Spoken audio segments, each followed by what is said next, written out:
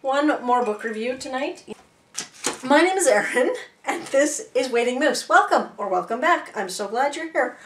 I am here today to do a quick review of a book I've recently read called Winter Stroll.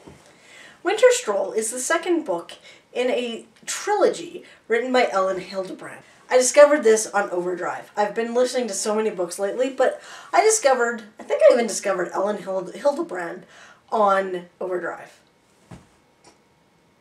Winter Street might have been the first one I ever listened to. Anyway, second book, trilogy, Winter Stroll. First book is called Winter Street. This is about the Quinn family, and every year the Quinn family own a guest house, an inn on Nantucket. And in the first book, our protagonist, Kelly Quinn, finds out that his wife, every year for the past 12 years, has been having an affair with Santa Claus at their Christmas celebration.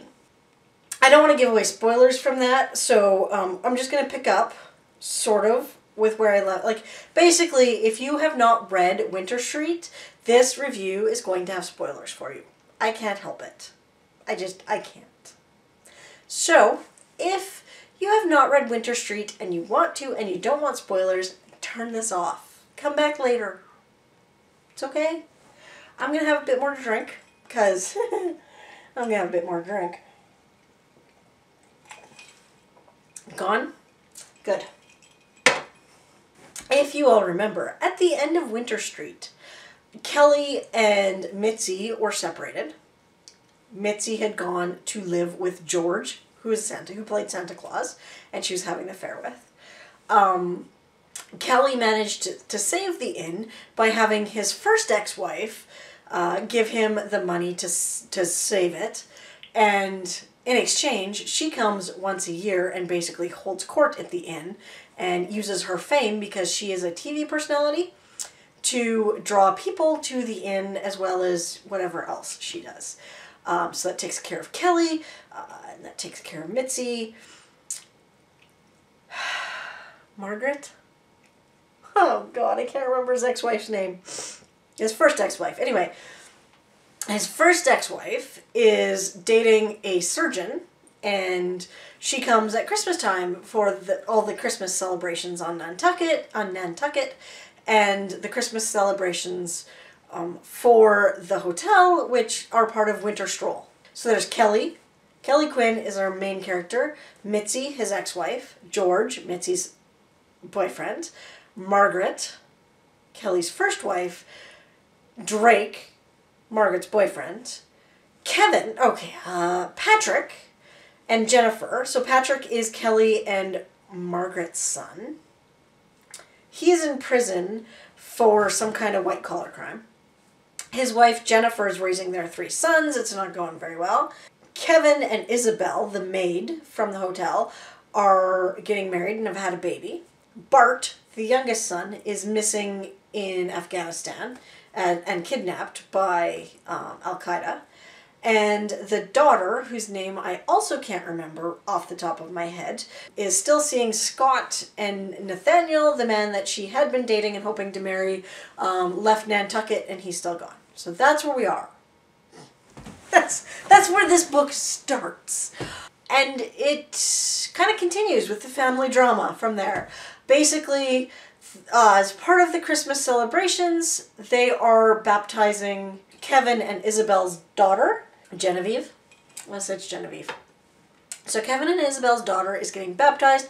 The whole family's there for it, obviously, except for the son, or the brother, who is in prison, and the brother who is captured in Afghanistan.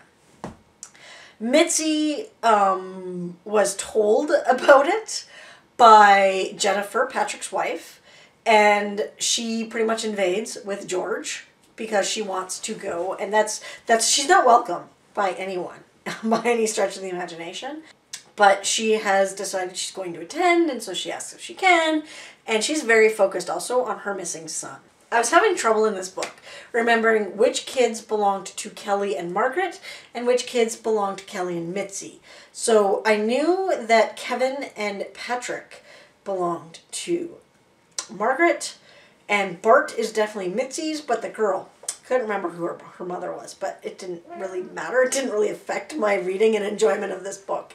It's basically your typical drama, right? So there's, it's a women's fiction book.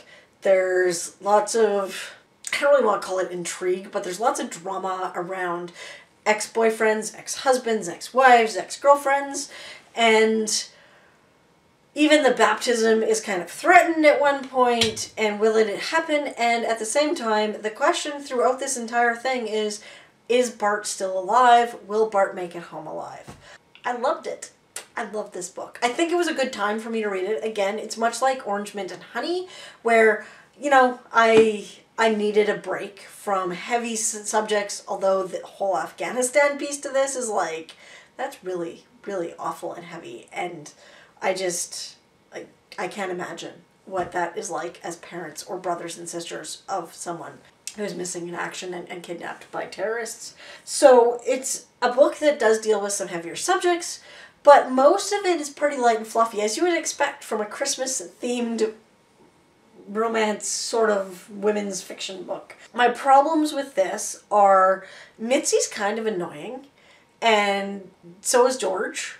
There's just a few love triangles going on. Well, there's a few love triangles going on, and I'm not a huge fan of love triangles. And so I had a bit of a problem with that. I feel like the whole situation, Ava. Okay. Ava is the daughter. And Ava and Scott are dating, and I think they're both teachers. Everyone remembers Nathaniel, who Ava used to date. But Nathaniel's come back. And Scott is kind of getting his head turned a little by a teacher at the school called, the students call Miss O, because apparently she's got some fake boobs and she's very, you know, yeah, inappropriate for a teacher. That's all I have to say, is who fucking allows this to happen in their school? This is just, some of the stuff is just inappropriate. Anyway, there's some insecurity. There's some people should really just say what the fuck they're thinking, but they don't. Yeah, so there's a couple love triangles going on, and I'm not real happy about them, but I assume that they're going to get worked out in the third book, that I believe, have on hold, on overdrive, so I can listen to it soon, because I'm going to finish the series. I'm going to finish the series. Okay. Rum is your friend. I think this one I'm going to call a drunk review. Anyway. I don't know what I'm saying. This is awesome. The book was great. There's some flaws. Love triangles were a flaw. I felt like I actually enjoyed getting to know Margaret a little better in this book, because she didn't really show up until later in the first book. I liked Drake. I liked where that kind of went. Just the acknowledgement of what it's like to have relationships as an adult. I do think that there's some weaker characters in this. I think Kelly and Jennifer are definitely weaker. Jennifer's kids make me homicidal, and like I'm not really a kid person, so watching somebody have brats, and I understand why they're acting the way they are, but it's just like, oh my god. And then the way she chooses to deal with it, again, I can see why that's happening and I can see where that's coming from, but I really want someone to stand up there and like be an adult. You know what? Shit happens. Shitty things happen to all of us, and we have our ways to get through it. And I'm not saying, like, I am absolutely not saying that you should not, you know, get help. There's ways to get help and support without resorting to things you shouldn't do. There were better ways to handle this situation than what she did. I do think that it is something very important. So while I don't like the way she's handling it, I do think that it is something that needs to be addressed more in literature, because it's a problem, and it's something that I don't think is addressed enough. I think in a lot of cases, you know, it gets handled in one of two ways, and neither one is positive. You know, it's either ignored and not dealt with at all, or people that choose this action are villainized and not treated as, yeah, not given the respect and the tools that I hope Jennifer is given in the next one to, yeah, stop some really self-destructive behavior. So I think that it actually addresses a lot more deeper issues than it seems to on the surface. And for a women's fiction, I loved it. And I'm not really a big women's fiction reader. I tend to like thrillers. I tend to like, you know, something with a little action and adventure, some science fiction, some fantasy, give me the genres, a little bit of classics lately, but not so much women's fiction. So I'm really enjoying, actually, Elin Hildebrand. I've become a fan of hers. And I'm reading more and more of it.